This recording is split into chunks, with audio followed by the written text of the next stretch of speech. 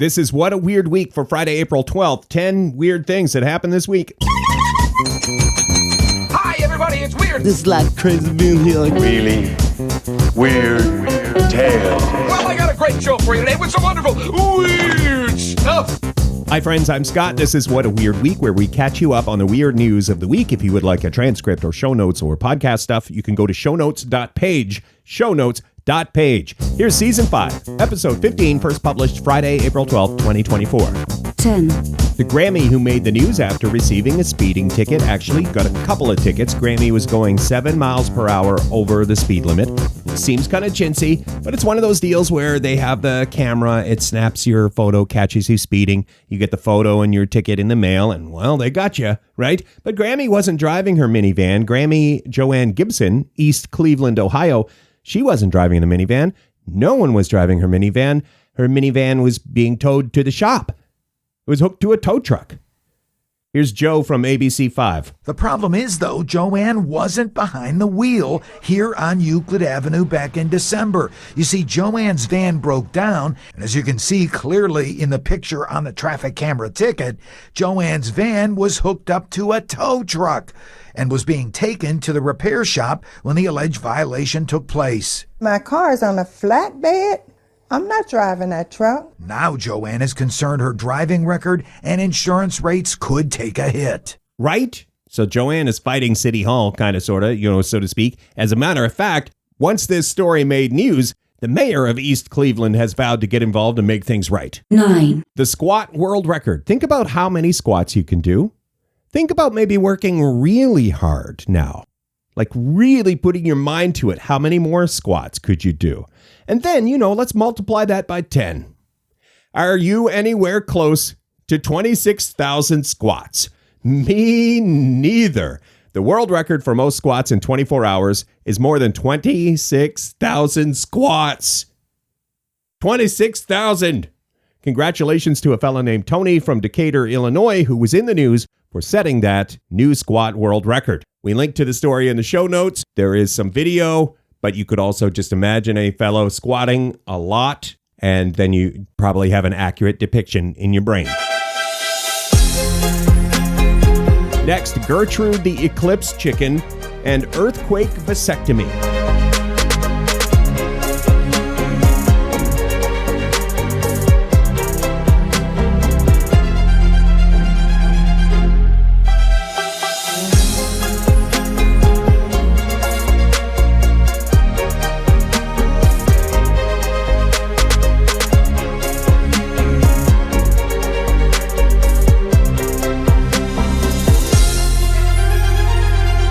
The top 10 of the weird stuff. This is What a Weird Week. 8. From Hoops Hooper, who's the weird news guru at United Press International. Every week we'd like to feature at least one Ben Hooper's story. This week, Ben filed the story about the chicken who enjoyed the solar eclipse while wearing teeny tiny solar eclipse glasses. This chicken in Arkansas, if you have a pet chicken or any kind of pet, and you love your pet and you want your pet to enjoy the solar eclipse, of course you're going to get your hands on or fashion some sort of safety equipment for that chicken or pet to look at the solar eclipse, right?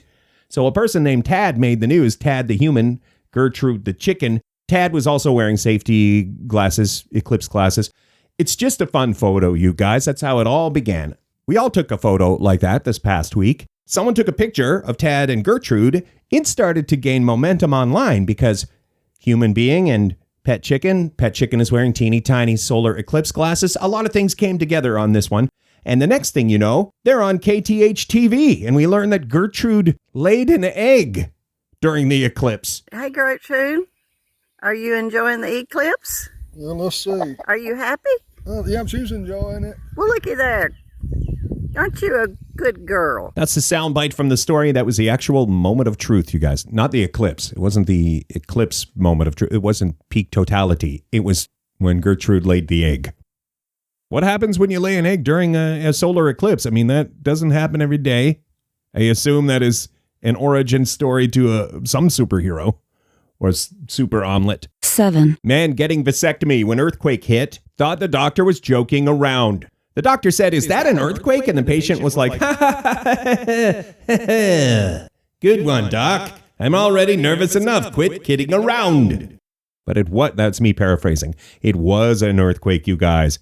It was an earthquake. That earthquake that made the news on the east coast of the United States. This is one of those stories that gained momentum online, a funny social media post, and then the news media reached out to talk to the fellow. I got this one from HuffPost. Justin Allen, 33 years old from Pennsylvania, was getting the procedure, getting the old vasectomy, and then posted about it online, how an earthquake hit during the procedure. And the doctor said, I think we're having an earthquake. And of course, you're nervous. You're undergoing that delicate procedure. And you're thinking, I hope that's a joke.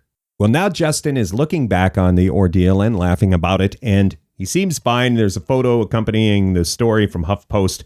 It's Justin with 2 thumbs up, smiling in front of the Urology Health Surgery Center. Glad you're doing well, Justin. Thanks for the laugh, buddy.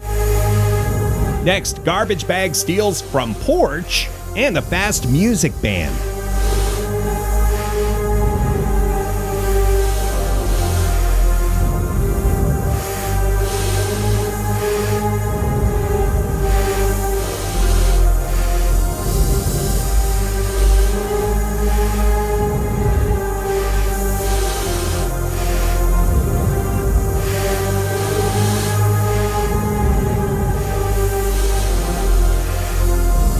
This is What a Weird Week. Thank you for listening and subscribing. 6, This is one that is fascinating to me. The video, it's terrible. Porch piracy is terrible. We can all agree on that, right? People coming onto your property, taking advantage of an unattended package that was delivered, sitting there on your steps or your porch, whatever. People stealing that stuff, that is terrible.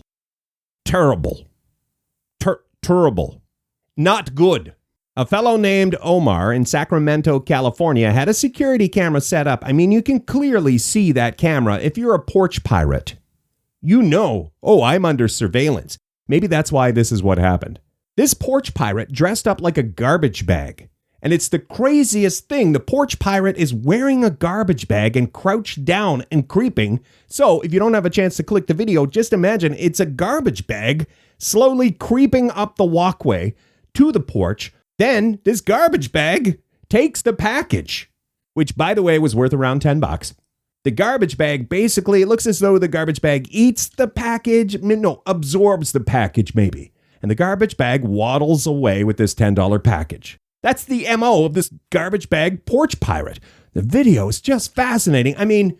Porch piracy is terrible. And we can all agree on that. But now let's enjoy this video. Hey? Bizarre video out of North Sacramento tonight. A person hiding inside a trash bag just to steal a small package. Good evening, I'm Laura Painter. And I'm Chris Thomas. It's something you have to see to believe. Just take a look. Shout out to ABC 10 for that coverage. 5, Chechnya music ban. If it's too fast or too slow, it has got to go. Legal music must be between 80 and 116 beats per minute, according to the article from Sky News. I do not get this one at all, you guys. I don't exactly understand culture anyway. I'm uncultured. I have zero culture. But this seems to be a move to preserve the culture of Chechnya. Maybe the article mentions the Minister of Culture. I need more information. A couple of thoughts. Can't you just take whatever song you have now and change the speed? Like maybe your song was a bit too fast for this new crackdown on fast music in Chechnya, and all you do is run it through the machine and kablammy, now it's 116 beats per minute. Also, I'm concerned about what impact this will have on the chicken dance. Eventually, that chicken dance gets to a pretty good pace. It's a fairly gradual process, but I'm sure it must get up over 116 beats per minute. This law could change the chicken dance song forever. This could change wedding receptions and other events where normally you're doing the chicken dance, right? So this could be a game changer, you guys. It needs a follow-up. Next, they're changing our favorite board game, and signing pre-nugs is in the news. Pre-nugs.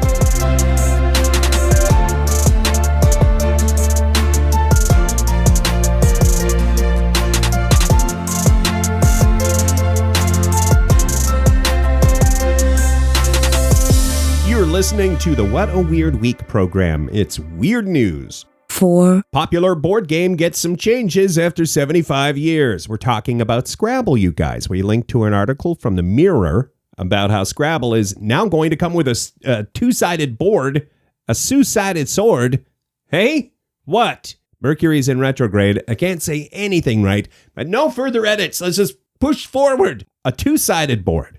You get the normal Scrabble board on one side, and then you flip that thing over and you've got Scrabble Together, which is a version of Scrabble that you can play with a team. And also they say Scrabble Together will be easier. So if you're like me, I enjoy playing Scrabble. I always lose. My wife always wins. And I spend about a week afterwards sulking or generally angry.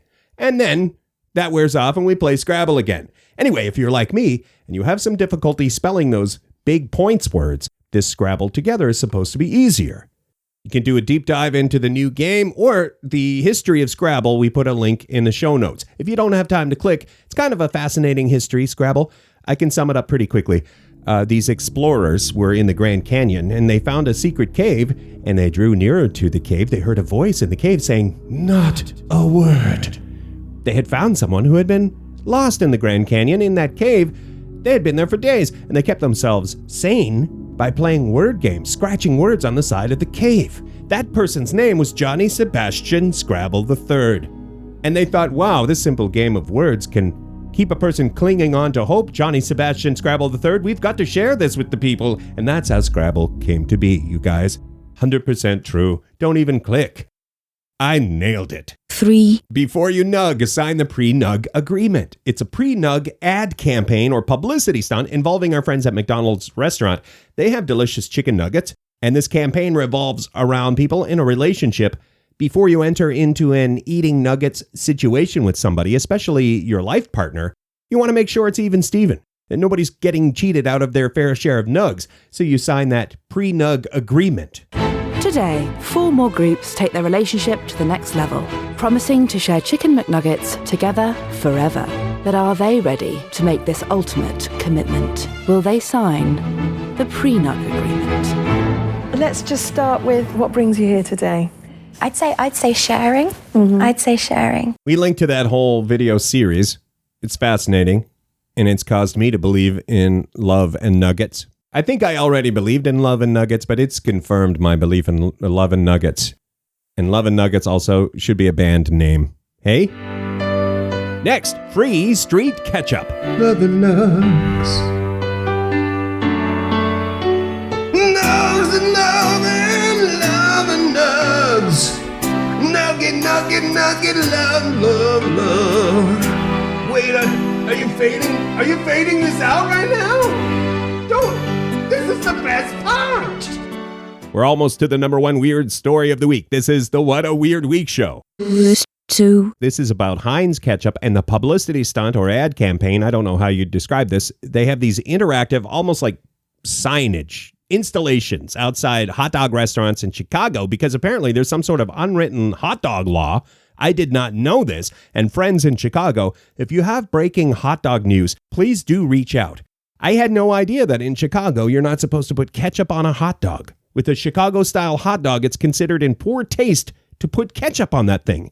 Here where I live, ketchup is still, I think, the number 1 condiment. Heinz in Chicago is leaning into the fact that maybe some people want to, even though you're feeling the pressure in Chicago of not putting ketchup on your hot dog, maybe some people want ketchup on their hot dog. So, if they won't give you ketchup in the hot dog restaurant, Heinz has purchased a little advertising space outside the restaurant where you can walk up to this installment or the sign. It looks like a big square sign, and it says, "Smack for Heinz." You walk up, you smack the thing, you get some packets of ketchup for your hot dog. God bless the marketing department at Heinz or the agency that manages Heinz. You're sitting around that boardroom table and you're like, how do we maintain our lead in this fierce competitive market? How do we cut through the noise? How do we get people to pay attention to us and maybe use more ketchup in their life? Then they come up with this sign that you can smack. People love smacking things, you guys. I'm sure you know that. That's marketing 101. Then you get free ketchup out of it, though. That's ingenious. You get to smack something and free ketchup to take home and put on your Chicago-style hot dog. After you've locked all the doors and pulled down the blinds and gone in the closet with your hot dog, you can enjoy the ketchup on that hot dog. Honorable mention. Another story from Hoops Hooper at United Press International. We don't always have 2 stories from a Hoops, but Hoops, you got me with this lottery story. Another thing, we hardly ever have lottery stories because every week there's something. Every week there's somebody who's like, my dog picked my winning numbers, or I sleepwalked to the gas station and bought my winning ticket while I was asleep. Now I'm a millionaire. Those kind of stories seem to be quite frequent. This one was just a little bit extra. This fella in Maryland who won $1 million twice because he accidentally bought the same numbers. He bought 2 lotto tickets by mistake. So he accidentally bought 2 of the exact same ticket and won $1 million twice. You don't get that every day, so I thought I'd throw that in. Honorable mention. Next, number 1, a pretty great exercise hack, you guys. Legit.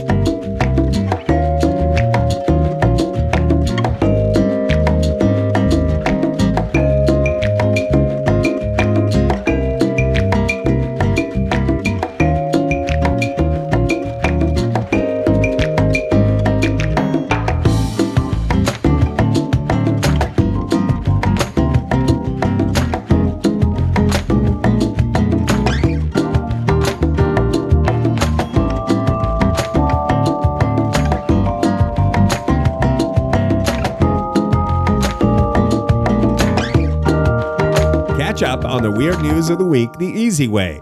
Listen to What a Weird Week.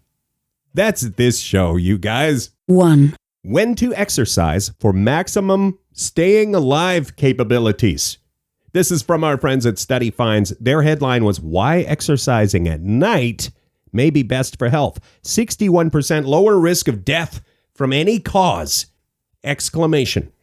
They start out by talking about how, and we've all learned this, if you just exercise, it's good for you. Just do it. Any exercise is good. But now there's a study about if you're going to exercise for maximum health potential, what time of day should you? It's a pretty big study from the University of Sydney. 30,000 participants. They did moderate to vigorous physical activity. So we're all covered in there somewhere-ish, right? We've all done exercise somewhere in that scope. Unless you're completely sedentary, we've all had moderate to vigorous exercise. Whether you're running to catch the bus or an elevator, or even just walking up the escalator stairs that are already moving up, right? That counts. Anyway, the 30,000 people were studied over an 8-year time frame, exercising at different times of the day, and there was a pattern to the healthier outcomes. There was a certain time of day when people with the healthiest outcomes did their exercising. Evening people seem to get the most out of their exercise with that stat, 61% lower risk of death from any cause. That's pretty great. If you're an exerciser and you're able to exercise in the evening, you're going to get more out of it, according to this study. If you're exercising in the morning or afternoon, it's not like it's bad for you. Please consult your physician, all that stuff. Dealer may sell for less, member FDIC. So why is exercising at night or in the evening better? They think, they're still studying, but they think it's because our bodies handle blood sugar better in the day. We don't need as much help through the day to handle the blood sugar. At night, our bodies can use a bit more help. Blood sugar tends to go up at night. Exercise helps. Do the deep dive on this one. Click the show notes. That's it. That's our program. For show notes or podcast stuff, go to shownotes.page or search What a Weird Week wherever you get podcasts. Big shout out to our friends on the live stream at Funhouse Radio. Every weekend you can hear our program as part of the shenanigans on Funhouse Radio. Ask your smart speaker to play Funhouse Radio. We'll see you next week for another countdown of weird news.